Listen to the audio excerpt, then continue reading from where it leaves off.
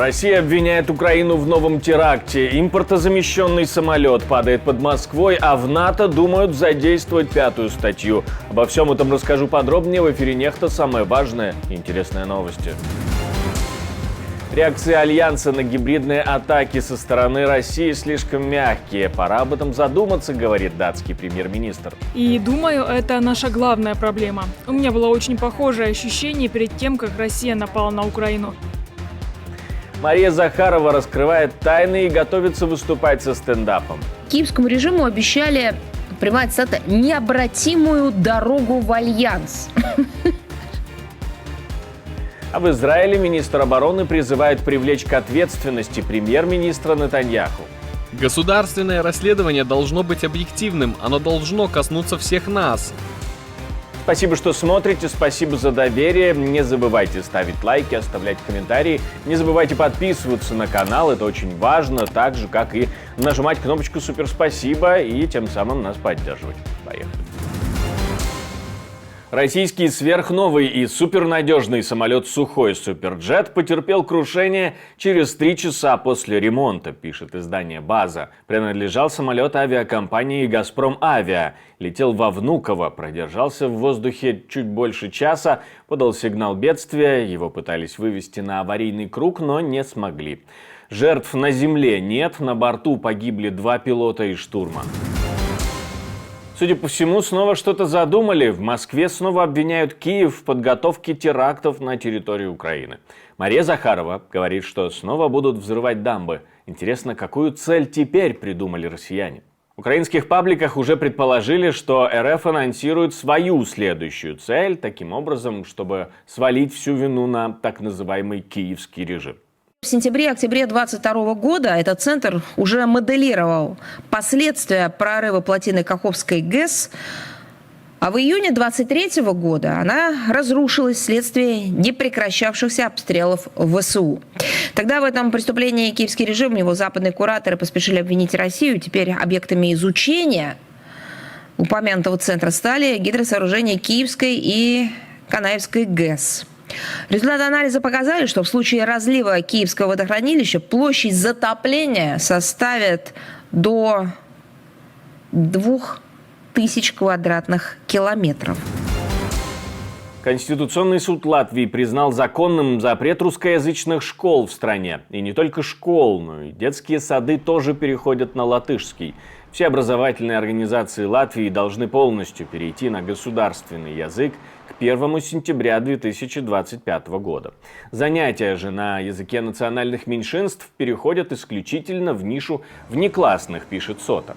Суд объясняет, что ответственность за сохранение и развитие этнической идентичности лежит на родителях, а если они не могут этого обеспечить, то существуют кружки и другие внеклассные занятия. Страны Европы становятся жертвами гибридных атак России, но реагируют на них слишком мягко, а западные государства словно отказываются признавать реальность.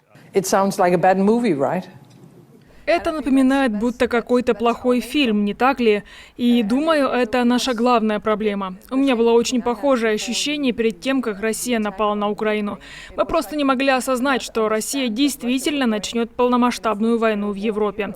А она собиралась это сделать. Они атакуют нас ежедневно. Речь идет не только о критической инфраструктуре. Это гибридные атаки, кибератаки, дезинформация, а еще миграция.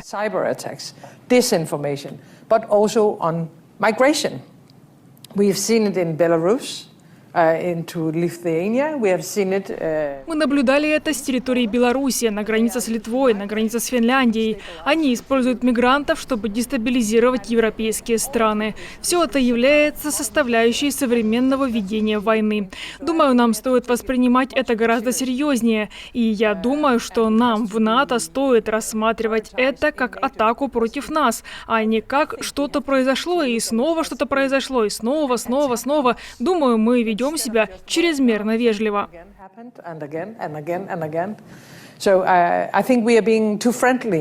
Ранее во время Вашингтонского саммита НАТО издание «Голос Америки» публиковало, ссылаясь на высокопоставленного чиновника Альянса, информацию о том, что страна НАТО может задействовать 5-ю статью Альянса даже в случае гибридной угрозы. Для нас это совершенно понятно. Мы знаем, что в сфере кибернетики вещи могут перейти за пределы 5 статьи. Также и гибридные диверсионные операции. До этого в медиа появлялась информация о том, что президент Литвы Гитанас Науседа планировал поднять вопрос о реакции НАТО на гибридные атаки со стороны России. В Минске прошел массовый суд над участниками митингов. Об этом пишет правозащитный центр «Весна».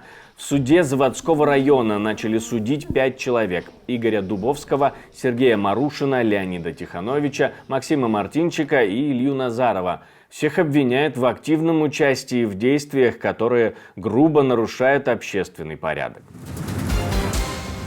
Министр обороны Израиля призывает провести расследование в отношении премьер-министра Нетаньяху по поводу событий 7 октября и атаки Хамас, как ее можно было пропустить. Иоав Галан на церемонии выпуска новых офицеров об этом говорит. На этой же церемонии присутствует и Биньямин Нетаньяху, чье коалиционное правительство и так уже в напряжении из-за внутренних разногласий.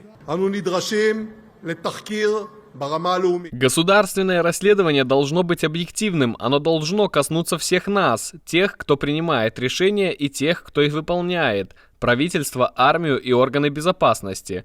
В этом правительстве и в правительствах последнего десятилетия, которые привели к событиям 7 октября. Необходимо провести расследование в отношении меня, министра обороны, в отношении премьер-министра, в отношении главы военного ведомства, а также главы службы безопасности. Оно должно расследовать деятельность Цахал и других подчиненных, которые отчитываются перед правительством. Нетаньяху отверг призывы провести государственное расследование терактов 7 октября, который застал Израиль врасплох и спровоцировал войну в Газе, заявив, что расследование произошедшего должно быть проведено после окончания войны. Только правительство может принять решение о создании государственной комиссии по расследованию, которая обладает широкими полномочиями, а ее выводы имеют вес. Ее членов выбирает председатель Верховного суда. Галант уже не раз ссорился с Нетаньяху, к слову. Выговор от Министерства обороны Японии получили 218 сотрудников министерства и сил самообороны страны, в том числе старший персонал. Такое огромное количество человек было наказано за нарушение дисциплины. В министерстве говорят, что 4 действия были признаны неподобающими. Одно из них связано с обращением со специально обозначенными секретами, которые, согласно закону, касаются национальной безопасности. Остальные связаны с мошенничеством при получении надбавок за водолазную подготовку и службу, потреблением бесплатного питания неквалифицированным персоналом и домогательствами во власти. Я от всего сердца приношу извинения за скандал, который значительно подорвал доверие и ожидания народа. В сухопутных, морских и воздушных силах самообороны произошло 58 неподобающих случаев, связанных с обращением с конфиденциальной информацией. Министерство также сообщило, что 62 военнослужащих, включая старших офицеров, получили в общей сложности 43 миллиона йен, это около 270 тысяч долларов, в виде надбавок за подводное плавание без фактического погружения в период с апреля 17 по октябрь 22 года. В Дании вынесли приговор в деле об убийстве, которое оставалось нераскрытым более 30 лет. Это стало возможным благодаря современным технологиям обработки ДНК. 54-летний Хенрик Крог Расмуссен был признан виновным в убийстве 23-летней Ханны в новогоднюю ночь между 1989 и 1990 годами. Он был приговорен к 11 годам и 6 месяцам тюремного заключения. Она подверглась насилию и была заколота ножницами. Это очень жестоко и грубо, и это одна из причин, по которой он получил 11 лет и 6 месяцев тюрьмы.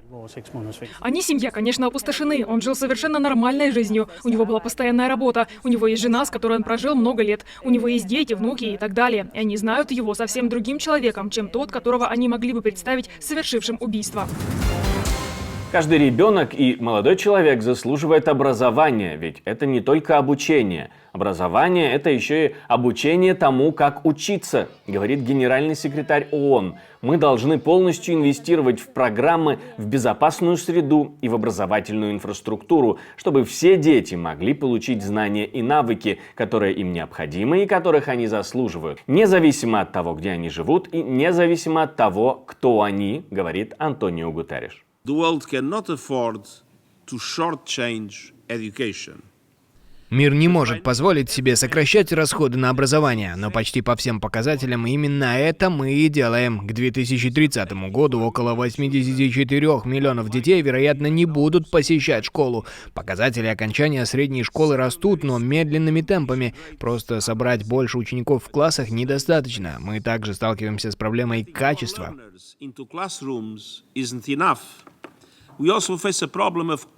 Действительно проблема, если дети останутся без образования, ведь из них вырастут необразованные взрослые, которыми легче будет управлять. Я хочу напомнить, что мы существуем только благодаря вашей поддержке, ваше спонсорство, донаты. То, что вы нажимаете кнопочку «Супер спасибо», помогает нам снимать новые и новые видео, и мы вас за это благодарим. И призываем не останавливаться на достигнутом. Также призываем не останавливаться и ставить лайки, оставлять комментарии, подписываться на канал, если вы этого еще не сделали. Ну а на этом у меня все. До встречи и хороших вам новостей.